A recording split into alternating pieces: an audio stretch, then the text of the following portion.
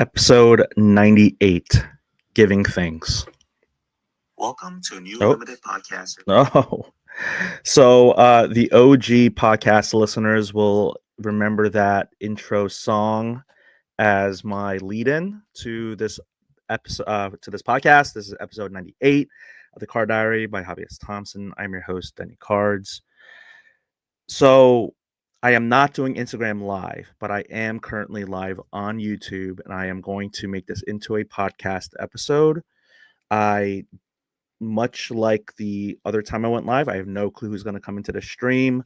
I think that this may be how I do the podcast going forward, this live format, because I really don't do any editing anyway. And if people want to jump into the live and just kind of, have a conversation, or even the StreamYard link, which I might even add into the chat, might do that as well. But that intro music, I lost that because they got rid of this podcast creator app, and Anchor switched to Riverside or Spotify. I don't even know, but I am currently recording this on StreamYard, and I am so thankful for those of you who are joining, because it is the time. Tis the season to give thanks and to be merry. It's the holiday season, the unofficial start, at least in America, with Thanksgiving. I am recording this on a Friday, Black Friday, in the evening time. And I wanted, I guess, in a way, for the people who are watching this live, I really don't imagine many people watching this who are going to be watching this live on, Black Friday, when people are either shopping or spending time with the family. For the people who are listening on podcast, maybe this will be a nice little commute back home or drive home or whatever it is, for you to listen to. So I'm going to try this. I'm going to try to make this as entertaining as possible. We'll see if I succeed in that. But this is again the season to give thanks, and I wrote a short little post on Instagram where I said, it's a friendly reminder that it's an absolute privilege to be able to participate in and enjoy this hobby. Can't help but be thankful. And then the prayer hands emoji. And I stand by that. I actually was wondering if I would use the word, like, a stronger word than absolute. Little look behind the curtain. Sometimes this stuff comes really quick and easy to me, and sometimes I censor myself. The first word that came to my mind is, like, it's a damn privilege, and I try not to curse. I'm like always grappling with that type of thing. But I absolutely do think that it is a damn privilege to be in this hobby, both in terms of time and money. Think about all the time you spend, whether it's consuming content, creating content, and all the money spent. Also from the time standpoint, going to the LCS, going to card shows, podcasts, YouTube, social media. It's like you're just bombarded, right? And then you have the money aspect, whether you are paying for, I don't know how much people pay for content. It's like none of my content is behind a paywall, like Patreon or YouTube subscriptions or anything like that. But you also, of course, you have the money aspect of buying the actual cards. You have not just the cards, you have the accessories, you have the grading, you have the protectors, right? The top loaders, the penny sleeves, all that stuff. And you also have, I don't know, like, well, I guess you get the PSA magazine with the subscription, but you have like the magazines and the subscriptions. If you choose to do those things, you also have the pricing guides, right? Card Ladder, Market Movers, and actually, I did want to eventually get to that. But before I do, I did want to say again, thank you to all of you who are listening, who have listened, who will listen in the future, I guess. I wanted to share some stats. So I really like the way that Spotify presents its end of year recap, and they call it Wrapped. And so last year was the first year that I had a Wrapped presentation as a podcast creator. And I'm not going to dive into the data or the information too much, but the end of year wrapped for this particular podcast said that you are a top 10 podcast for 38 fans. And mind you, I started this in May of last year, so May of 2023. You're a top 5 podcast for 27 fans. And it says you're the number 1 podcast for 9 fans. And I remember at that time being like, wow, even now, I'm like so honored. I feel blessed. I feel fortunate and grateful. I don't know who these people are. And what I've realized is when it comes to podcast listeners engagement, they're really it's like passive engagement. People are listening. I know that people in the hobby companies such as Fanatics have people who listen to the hobby podcast to try to figure out what's going on the the eyes and the grounds of the hobby floor. And I I think 1 or 2 people did tell me that, "Oh, I'm in their top 1, top 5, top 10." But I do have to say thank you so much. It really does mean a lot to me when people reach out to me about this because I think out of all my content, this is the most, I guess, for the lack of a better phrase, like, this is me. Instagram can be very reductive and, it's short form and it can be a lot can be lost in tone or translation. I think here, long form, I definitely get to say what I want, and it depends on if there's like if it's alive and I have a guest, but this is like my truest form. And so I think people who listen to my podcast or any podcast for any host, like I think they get the essence of that individual. So I love the podcast medium. I will say that I've been listening to less hobby podcasts, less podcasts in general, and more in favor of YouTube. And that's why I think my content is also changing, going from maybe the podcast medium and mainly audio into more visual. Like for instance, today I am going to show things on screen share with with my laptop with StreamYard, and that really is to kind of accentuate the YouTube aspect of things. But I will do my best to try to keep the audio audience engaged. So um, let's see. So the podcast listeners, I don't want to dive too much into the numbers, but it is kind of hard. They switched from Spotify. I forget what they used to call it. Spotify for podcasters. Now they call it Spotify for creators. And I'm still trying to get used to this app, the navigation. They do have analytics. They do talk about the audience. It looks like, from audience standpoint, they kind of got rid of some numbers and information like raw data. It used to tell me how many people listened from just Spotify. And then Apple has its own separate thing called like Apple Connect or no, Podcast Connect, something like that. I got to figure out my password for that. I don't know all the data and information from there. So I would say from the back when I did look at my data and my numbers more for Spotify for podcasters and Apple Podcast Connect, I think at my height I was around 300 to 400 plays per episode. I think it's kind of dipped. I haven't been very consistent with this, which I do apologize about. I have taken breaks, not just from the hobby and podcasting, but from Instagram, social media. I've also taken breaks from just doing hobby stuff and just balancing things in life. Having said that, I would love to get more consistent. I know it's not New Year's resolution time yet, and for me to resolve that, I'm going to do that more. But I do really appreciate the people who listen to this on a regular basis. So again, I mean, let's say it's not at the height of 300 to 400, but if there's like 200 of you who listen to this on a somewhat regular basis, thank you so much. I'm also very thankful for the Instagram following. Definitely grew a lot this year. It's currently at 10.6K, which I kind of miss when you're below 10,000 on Instagram. It'll give you the raw numbers, like little, you can see incremental growth, like by the ones or tens or 20s. And when you get over 10,000, it just tells you the tenth of a decimal point. So I won't know how many Instagram followers I gain until I hit 10.7K. So the next 100. So I just kind of want to share that because I do appreciate the people who follow on Instagram. I just don't know how to like, I'm it's been that's been kind of a a thing this past year as well. But I definitely appreciate the people who follow that as well. YouTube subs, that YouTube. I think the analytics as a creator, the YouTube, what is it called, Studio, is the absolute best. It really is. So that shows that I have 459 subscribers on YouTube. Thankful for every single one of them, every single one of you. And for eBay, I thank my eBay buyers. I hit the 1K. What is it? Either items sold. I don't think it's reviews. I think it's items sold. But again, I did that in like the past year and a half. So I'm very appreciative of that.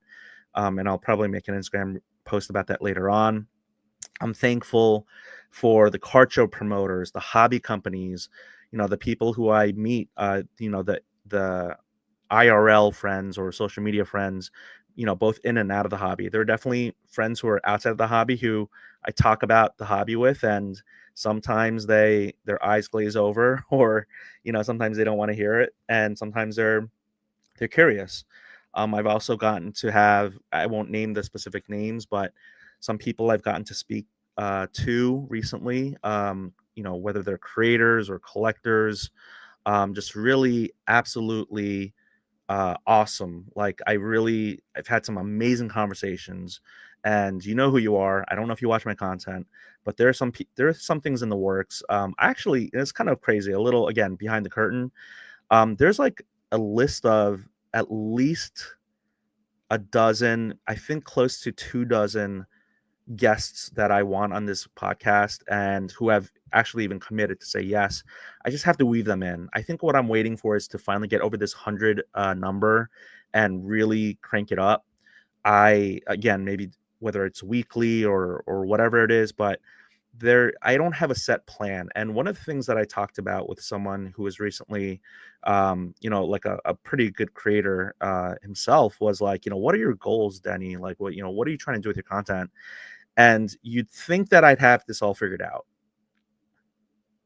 yet I still don't. I have a loose idea, but I think that when it comes down to it, I know that there are a lot of people who want to do this for the money, or I have said this before, but there is definitely an ego element that comes to creating content. I just don't know if you can be a successful content creator without at least having some modicum of an ego. I think that it feeds into the external validation of whether it's the likes or the plays. Again, the numbers kind of going up. The numbers are just numbers; they're not real, but there are real people behind those numbers.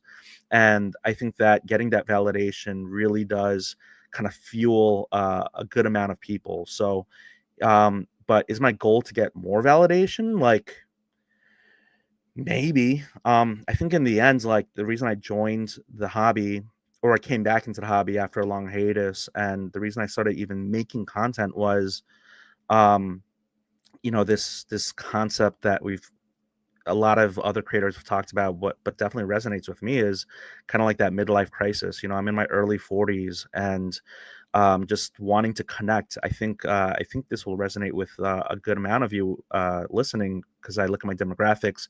It's mostly they don't do a racial breakdown, but they do the gender breakdown, which is absolutely predominantly male, absolutely predominantly between the ages of 35 to 59.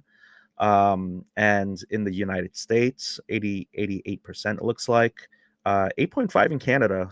So shout out Canada. Always love my Canadian listeners. But let's see, 1, 2, 3, 4, 5, 6, 7, 8, 9, 10, 11, 12, 13, 14, 15, 16, 17, 18, 19, 20, 21, 22, 23, 24 countries. And I won't name them all, or should I? Let me just, okay, you know what? If you're listening and you've actually listened to this, I'm just going to give you a shout out. This is from Spotify. United States, 88%. Canada, 8.5. Australia, 1.1. Turkey, 0.7. Germany, 0.6%. Belgium, 0.2. Netherlands, 0.1. And all of these are 0.1%. And I lament, and I think this is one of the reasons I want to do more YouTube, is there's actually no South Korea in here whatsoever. And I know that I have, hobby friends in Korea who have talked about this with me. But we have Mexico, Norway, France, United Kingdom, Italy, Switzerland, Costa Rica, Russia, Dominican Republic, Estonia, Indonesia, Bahamas, Puerto Rico, Hungary, Ireland, New Zealand, and Cayman Islands, which I didn't even know that they had their own. So there's some banker in the Cayman Islands, I guess, what they're known for. But you know, all these other countries, they don't celebrate Thanksgiving, right? Thanksgiving is an American Thanksgiving. I know Korea has its own like kind of harvest and giving things type of holiday. But having said that, if you're from one of these countries and you're listening to this podcast, again, thank you so much. Um, so I have a lot of people that I want to have on this podcast, and I think I just want to finally get over my first 100 and kind of plow forward. You know what? I said I wasn't going to read the comments, but Latrell Spurwell is the American Dream has a comment which I have to read. He says, I'm thankful for what you do, Denny. I live in Pentagon City and I appreciate your great content. Man, I mean, things like this, thank you so much. That really means a lot to me. And I'm going to pin that for myself. And, thank you so much for that. So yeah, I mean, reach out because I don't know if we've met before. Because the name doesn't ring a bell, at least the YouTube name. Although I do know some Latrell Spurwell super collectors on Instagram. But I kind of I was kind of debating whether I would thank in the hobby the haters and the trolls, and I'm not gonna spend too much time on this, but I've been through quite an ordeal this past year. As you grow bigger, and I've talked about this with other content creators, like as you grow bigger, there are more people who want to take you down a couple of pegs, or I think what a lot of people don't like to see in social media is like I think there are two things. I think one is they don't like to see confident people. They don't want, if you're confident or if you show that you are happy, like people, unless they're your friends or they want to root you on, unless they have a reason to root you on or like a story or some reason, they just won't. And I'm not always confident in my content because I know one content creator like was making fun of me saying, "Oh, like you're confident, like you," and I'm like, sometimes, but I know that can be off-putting to some people, and then, but I sometimes I'm confident, sometimes I'm not. I'm gonna do what I'm gonna be who I am. The second thing I think people don't like is, oh man, it was tip of my tongue. It wasn't collector content. As an aside, I really do try my best to watch and listen and consume collector content, but again, unless it's a friend or someone who gives me a compelling story and reason, I find collector content to be so dry, like Thanksgiving turkey. It's like unless you brine the turkey and it's moist, unless you put some time and energy and love and entertaining value, I find so much collector content in the hobby to be so dry that I can't consume it. It's like I know it's healthier. It's healthier than dark meat. It's healthier than drama meat and drama dark meat turkey in the hobby. And I'm gonna get to the 19 crimes wine that I recently drank that I posted about on Instagram, but I I know that um I really do like listening to good content, whether it is collector content or not. But I do think that this hobby can do a better job, the content creators, in creating more compelling stories, more, because we live in such a 90-second, 60-second shorts and reels, uh, you know, um, social media landscape. Collected content does take time and you have to like it slowly build. So I would love to, I don't know, be part of that, kind of like maybe have more collected content on this podcast, but right now it's just not a very, I don't know, like I don't even know if I can come up with a blueprint. I almost feel like I want to see someone else do it in a really entertaining way and just try to see if I can kind of, because I know people have used my stuff as blueprints and copied my style or copied this and that, but I just haven't found the right way that resonates with me to make it into like something that's a formula. So that's collector content. See, I can't remember what I was going to say about the other thing. This is what happens when you're live, I guess, and you don't have any you just have a loose outline. But I've had some great phone calls, great chats with people in and out of the hobby. You get the good and the bad. The more visibility and presence you have. Oh, that's what it was. It was about what people don't like to see on social media, like the hobby. It's confident people, and it's also just kind of like you know well, people drama sells. People love drama, and I know it's so funny. Some people are like, "You're so full of drama." It's like, have you not met a Korean? Have you not heard of K dramas and K-pop and K? Like Koreans have drama, but no, not all of us. There's some people. There are definitely some great Asian American, whether they're Korean or not, but there's some great Asian American content creators in the hobby who are drama free. Feel free to go ahead and enjoy them. Sometimes I can't help it. I just share everything in my life, whether it's good or bad. And I just happen to share everything, the good, bad, and the ugly. And sometimes that kind of comes into, the content because as a lot of you know, this is kind of like I'm sharing my journey w- as as a person trying to navigate this whole hobby, whether wearing many different hats. That was the essence of this whole thing. The card diary by Hype S. Thompson. It was Hunter S. Thompson. It was the whole wear different hats, try different things. And I know that I have inspired some people to try these different things because they reach out to me and they thank me for that. And so I feel like I have made some de minimis impact on some people when it comes to this hobby. And again, the people who don't care for this and who think I'm just talking about all by myself, like they won't listen to this, and it's totally fine. But the people who do, I think you get it. I think you understand that yes, this is quote unquote about me, but it's also not just about me. It's about someone who is navigating this content space in the hobby, someone who's navigating, who's trying to, I don't like the whole like upgrade or level up the collection. But yeah, I want to see cooler cards. Not only do I want to see cooler cards, I want to own cooler cards.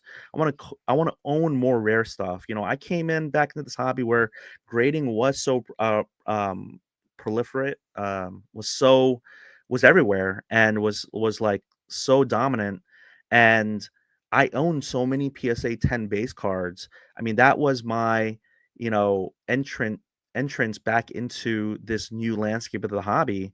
And so I don't like regret going through that, but I know that I probably spent more time in those kind of like early steps than I should have.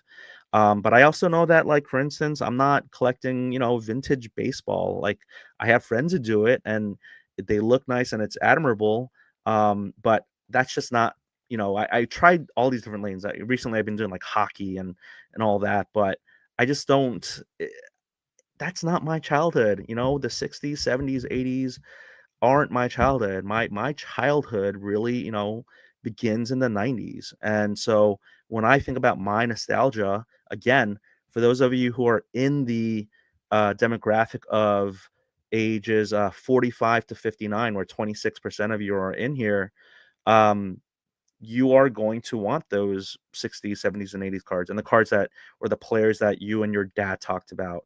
For those of you who are 35 to 44, which is 49.6%, almost half of all podcast listeners, at least on Spotify, um, it's the 90s, and it's 90s basketball. I mean, sure, there's 90s football and 90s baseball, but I think a lot of you are like me.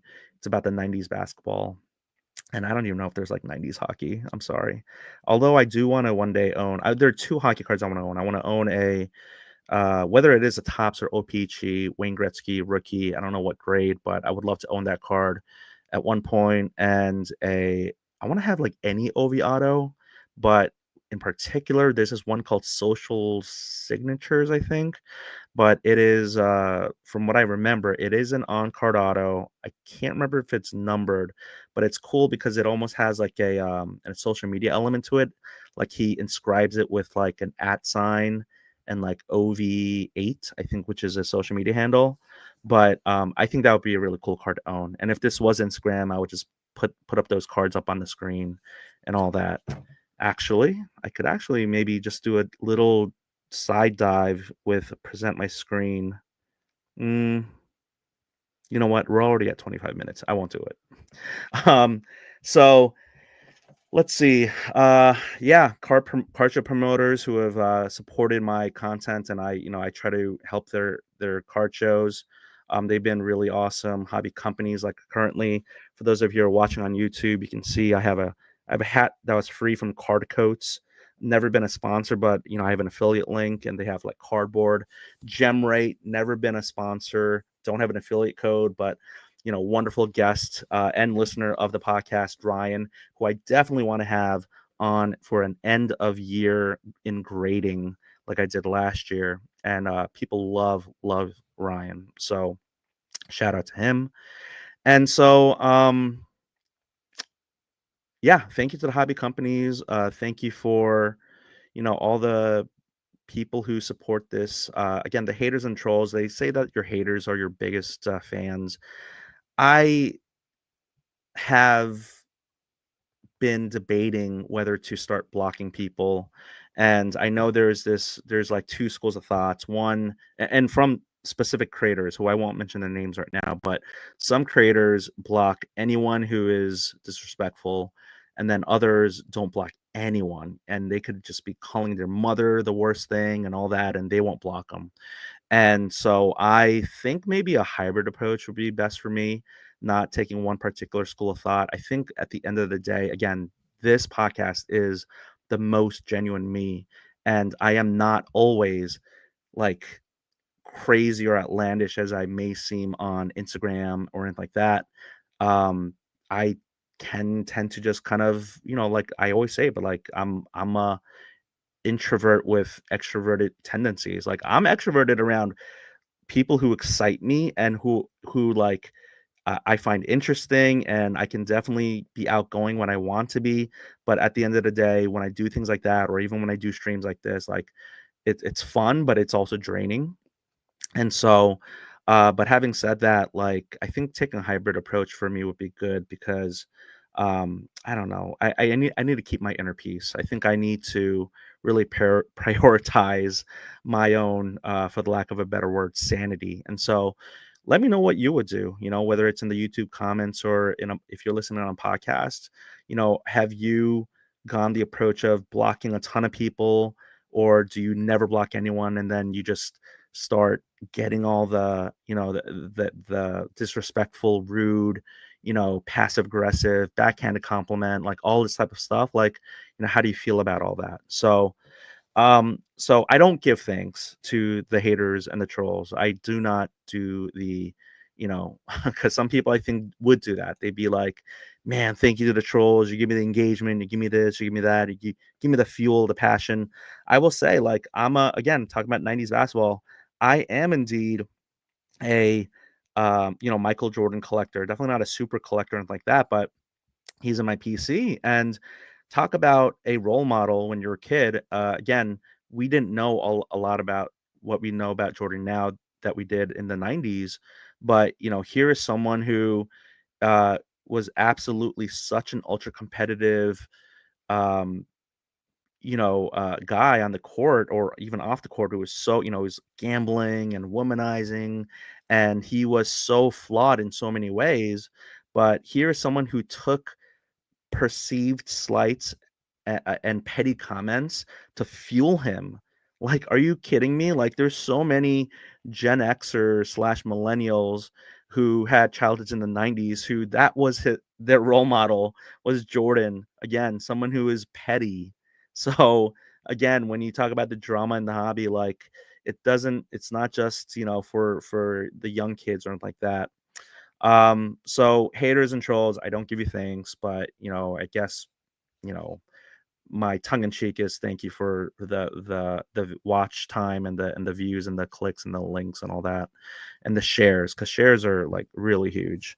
And I was talking to a content creator about the difference between like shares, love shares, and hate shares, because you can definitely have both. I don't give thanks to the scammers and fraudsters. They've definitely been bringing me down. I'm not going to talk about any particular companies who've been doing some shady stuff because I definitely don't want to get in trouble. But, I did recently drink this wine. I guess Snoop Dogg's on the cover. or the cover, but on the bottle of the wine, 19 crimes. And I made a little Instagram post about how, this is in, it's an homage or it's a dedication to those people in the hobby. But yeah, there are definitely people who have been convicted of scams and frauds, and it's not just mere conjecture or rumor mill stuff. It's actually, things that have, gotten people in hot water. So I don't give thanks to them. But having said that, like they do exist in the hobby, and it's also probably why my content recently has gone down a little bit of a dark rabbit hole. Is I don't think it's fair to sweep all that under the rug. I know team hobby positivity, or maybe I'll call them team toxic hobby positivity. All they want to do is celebrate the wins and how fun it is. I love the wins. I love the fun, but it's like you're not telling the full story. You're not telling the history of the hobby. You're not telling the current events of the hobby. If you're just an ostrich with its head in its sand, not talking about this stuff at all. So I just wanted to say that you know, uh, I don't think it's incumbent on me or any one person to call this stuff out. But I know there are people who are doing it. I definitely appreciate them because there is actually true malicious actors in the hobby that need to be rooted out instead of like people giving so much hate to someone who is, oh, he's confident in his content, so I'm gonna take him down a couple of pegs, or oh, that guy's doing something shady because he looks like he's having too much of a good time or whatever it is. Like, I think that stuff is just ridiculous. So, what else? I don't know what I wrote down here for flippers. What do I have to say about flippers? Like, I know I don't think I'm really good at it, but all right, 30-minute mark. Let's talk about. I mean, I had here Black Friday consumerism. So today is Black Friday. I don't even know. This is like almost like a hate. It's almost like a not a fully formed idea, but yeah, Black Friday. In my Instagram feed, I saw a lot of kind of like this nostalgic yearning for I think it's first started with the Cabbage Patch dolls, and that was before my time. I never asked for a Cabbage Patch doll. I didn't even know that they came with like a birth certificate and like like kind of like all this little knickknacks that made them a very hot collectible item and all that. I think Tickle Me Elmo was past my time too, like when I was a little bit too old for toys like that. So I don't even know what I really asked for. I think as a kid, I definitely asked for like Transformers and GI Joe toys, but nothing really pops to mind. I think the one that I remember the most is like the construction bots. I don't even know what they're called anymore. Or but there's like five of them, and they're like, one's like a digger, one's like a crane, one's a um I don't even know what you call these construction vehicles. Like, but there's like five of them, and they turn into this really awesome. I know the colors are like tan and purple off the top of my head. So I remembered asking for that, and then I never ended up getting it, but I think I had a dinosaur transformer or something like that. That was like that operated on batteries, but I think that was like my see. Now I want to buy it, and that has nothing to do with cards. Um, Tickle Me Elmo was definitely a hot thing when I was a little bit older. And Black Friday, yeah, consumerism. I think Jeff Wilson recently made a post about how, where are the Black Friday deals? Surprisingly, in my Instagram feed, I didn't really see any Black Friday specials other than people just doing like the standard 10% off everything that I sell normally. And I think the shady part about Black Friday, and I'm not saying this about any hobby companies, is but people hike up their prices only for them to go down on Black Friday, and they say it's only a one-time deal, or it ends by December 1st, and it's like, okay, well, that was the markup, and you know that it's available later on anyway. But it is a consumerism pseudo holiday along with Cyber Monday. But yeah, back in the 90s, I people like in the early 2000s, people camped out in front of Best Buy for that $20 microwave, or the $100 flat screen, or whatever it is. I think the only thing I did was See, I wasn't even ready to talk about this. I don't even know if I have a good Black Friday story to share here, but I think there are definitely some of you who have some great stories. So if you want to share them, please do so in the comments. But I don't think I ever did any overnights. I never like was in a camping chair in front of a store. Like seriously, like in Queens, New York City, there's like a Richards and Sons, I think is the name, or PC Richards and Sons. But like they did some cool stuff, but nothing where like I guess because my family, like we were Korean immigrants, like we didn't really celebrate Thanksgiving in a very diligent, hardcore way. So I guess similarly, we didn't do that much for Black Friday either. But there this hobby is ripe of consumerism. It's all consumerism. It's all buying the cards. I guess you could also trade for the cards, but it's really all about buy, and consume and collect. So I was surprised to not see that many Black Friday deals. Having said that, and this is where I will segue to PSA. So for this past year, and maybe I'll do a little present here. Present, share screen, window. See, where is it? Like totally disappeared. There's supposed to be another screen here for me to show. Yes, it's this one. All right, here we go. It is, and I am for the people listening on audio, I am on the PSAcard.com website. I have I think it was only this past year, maybe the year before that too. So for 2 years, I was part of the PSA Collectors Club, and I would grade my fair share of cards. Never more than like maybe 30 at a time. I would try to hit the minimum for the value bulk.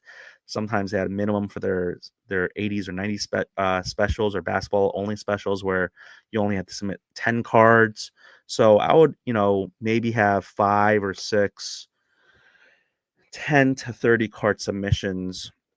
And again, that was the name of the game when I came back. I was like, everyone's cleaning their cards, everyone is grading their cards to increase the value. I didn't even know about PSA, even in the 2007 to 2012 range. I didn't even know about it. I kind of knew about Beckett. Like I knew about Beckett, but I don't even remember BGS or maybe BCCG or something like that. So I'm on this screen because they have the deals for all Black Friday to Cyber Monday deals. I don't know if I'm going to renew my membership. Um, I don't know if I think if I grade, I think I might try the PSA, what is it, the GameStop thing, but I don't know how much more I want to grade. And I don't know if that's important to me anymore. And I think that I will definitely be in a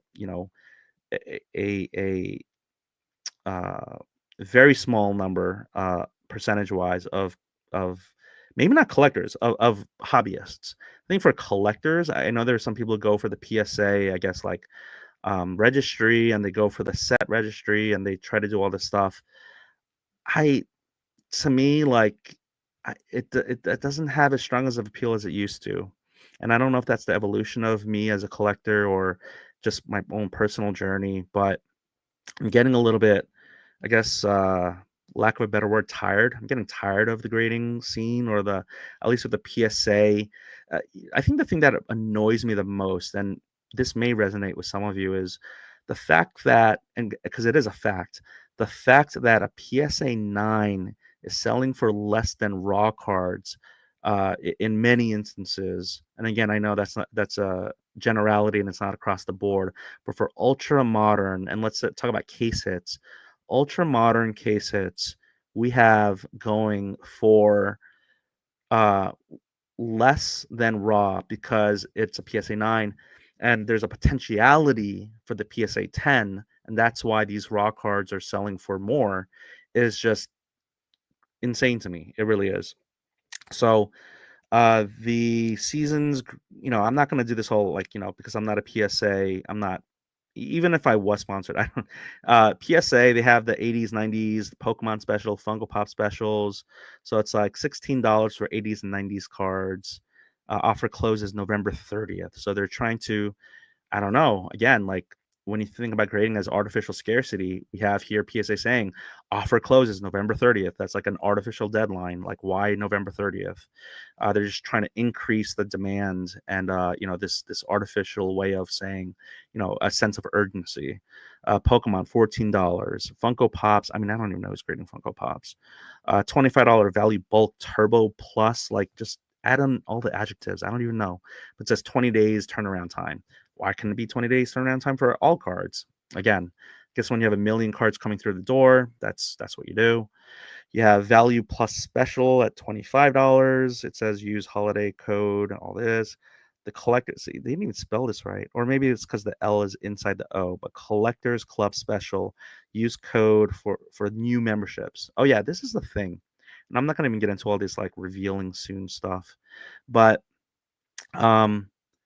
I had the collectors club special with the card ladder membership, and I think it was like for not that much more you could do the um card ladder membership. And I was like, you know what, if it's only for like whatever it was, 30, 40, 50 more dollars, like maybe I'll just go ahead and do that. I am trying to figure out what to do with my content, with my, say, like, I'm really enamored by the graphs and charts by market movers, and no one paid me to say that or anything like that, and no one is, has given me anything, but I am enamored by seeing more charts and just seeing like historical data. Much as I do like card ladder, and I have liked card ladder in the past, I think that maybe some of the graphical representations or the presentation could, or the user interface, whatever you want to call it, could look better. But from a pricing, comping tool, like it's sufficed for now, up to this point. um but for content, I don't know how much, because they don't have charts for every card and all that stuff. So anyway, what am I trying to get at here? Entertainment ticket grading special, $25. I guess some people are doing that. So having said all that, I don't know if I want to continue, and I don't think it's a racket. I think there's some value. There is value to grading, but the whole PSA 10 racket, not even a racket, but again, it bums me out that you can be the top grader by heads and shoulders above everyone else and have a PSA 9, which is the second best grade you can get on a card, and you're going to say that is less than the cost of a raw card. That is, I think we've maybe jumped a shark or whatever you want to call it when it comes to grading. I just think that that's just ridiculous. I really do. So I know that there's this whole thing again, because that's just ultra modern cards. You have the whole what is it called? Uh, collector grade. And this is something that I've learned from people such as, and I'll give him a shout out, David, Rated Rabbi, who was like, look, if you have a card from the 80s, a PSA 8 that's actually good. If you have a card from the 60s, a PSA 6, that's actually good. Like that's a collector's grade. Like you the decade that you get the card in, that corresponding first number in the tens column, whatever you want to call it, is actually pretty good. So and again, on the screen, I'm showing Card Ladder, upgrading to Card Ladder Pro. I hope no sensitive data pops up. Otherwise, I'm going to have to close it down real quick. So yeah, here it says Go Pro for $15 a month, $150 for the year. So the collectors club membership, I think, gave it for like $50 for the year or whatever it was. And the thing that is, I guess, a little bummer, and it's the same thing with market movers, because I saw it in the comment section when they're like Black Friday special, 50% off, for the lifetime of your membership. But here, but it's only for new members. And here for the PSA Collectors Club special, it's only for new members. It says offer is only valid for new subscribers only and not existing subscribers. I can't think of many hobby companies, or I can't think of many industries. And let me go to StreamYard. I'm going to do stop presenting, remove. I've said this before and I'll say it again. I don't understand the way some of these hobby companies operate, whether it is too myopic or short-sighted, but the fact that like you don't treat your current existing base better is surprising to me, because again, like when you want to 10x the hobby, like what about keeping the people who are currently in the hobby, right? So whether you are Fanatics or Tops or again, like just talking about these companies, Collect PSA and Market Movers and a bunch of people who try to get people in through the door. I forget what it's called, like CTR, like click through rate, or people, customer acquisition costs. Yeah, that's what it is, CAC. But why spend so much time trying to get a new member and have them come in and attract them, but you don't give something to the people who have been loyal the whole time or who are in it, who have been giving you money, who have been giving you business? So I just feel like hobby companies as a whole, the industry is, I don't know if it's in its infancy. Like I haven't been around because I did leave for a while to know, to make any sort of proclamation or I don't have a theory or a thesis. I hate that word in the hobby, thesis. So many people say it. It's so annoying. But that's just a pet peeve of mine. But when it comes to the hobby, like I just feel like there are so many hobby companies that are kind of like new businesses, or they're businesses in the infancy of a life cycle of a business. And I think that people can just do better for the actual loyal customer slash collector base. So anyway, this has been a lot more soapboxy than I wanted, I guess. Did I cover everything? PSA grading. Yeah. I'm gonna have to figure out whether I do the collectors club. I'm contemplating doing GameStop, although the losing a lot of cards but by that one guy, which I don't even know if that's a true story or not, and the at least the magnitude or the dollar amount that was lost.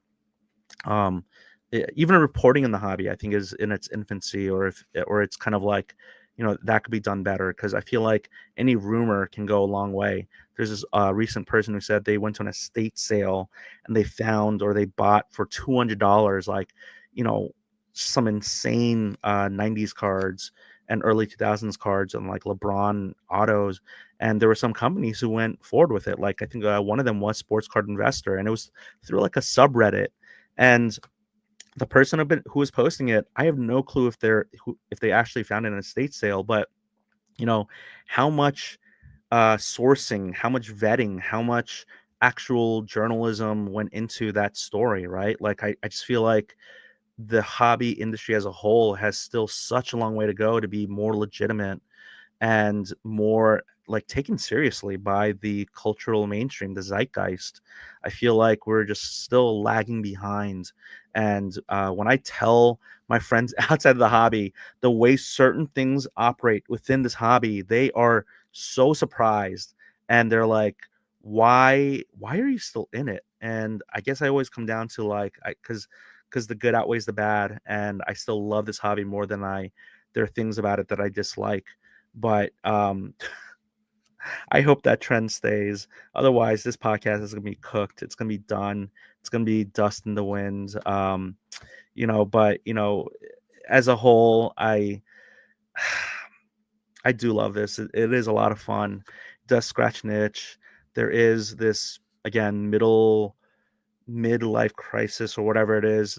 It kind of fills a void, and I've gotten to meet some awesome people, some not so awesome people, but again, I'm gonna have to do a hybrid approach of blocking some of them.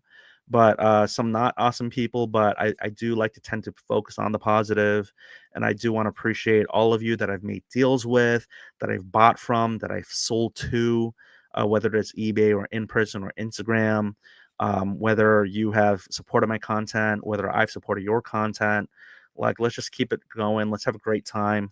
I'm almost at the 50-minute mark, so I'm just going to say thank you so much again.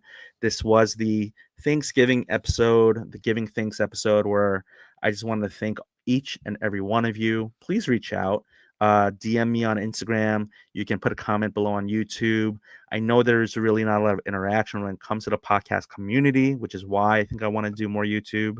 But thank you so much. This one definitely did not get viewed a lot on YouTube, at least, because I have like a very crickets, empty live chat. But Latrell Spirell is the American dream. Again, I will say, he says, I'm thankful for what you do. I live in Pentagon City and appreciate your great content. Latrell Sprewell got me almost choked up. I had to do it. I had to. I thought about it in the back of my mind earlier. I've made that joke on Instagram and comments before, but I had to end with that because much as I did like the Warriors, the old school Warriors, and some of the Knicks runs, like the fact that he choked a coach, and I know PJ Carlesimo probably by this point, decades later, he's maybe laughing at it. Yes, violence is not good. Yes, choking is not good, but I cannot believe that actually happened. I mean, it's not up there with like Malice at the Palace, but the fact that he choked out a coach was absolutely insane. And so, with that said, thank you. I do genuinely appreciate your comment, Latrell. Sprewell is the American dream. And I got to get a guest on. Episode 99, going to have a guest. It's in the works. I won't spill the beans, or I won't say anything yet. And then episode 100, I may have many guests or 0 guests. I don't know. I want to wrap up the whole concept of the Card Diary, I think, in that episode. So stay tuned for that. But again, there's let's say about 200 to 300 of you listening to this. You may be listening to it on your commute back home or not, but I very much appreciate each and every one of you. And that's where I will sign out. I'll have to work on a sign out thing. Let me pull up see, I should have done this earlier. I'm going to pull up the music for the end of the episode. What was it? Oh gosh. This is where I really should have. Is it? Let's do the growing pains. No. Yeah. All right. Let me see if this does it. No, that's the intro music. Expect. All right. Here's the music. But you're here with me. Nope. And for that, thank you so much. So that concludes today's episode of Growing Pains. Now I'm going to go watch some. All right. Take care.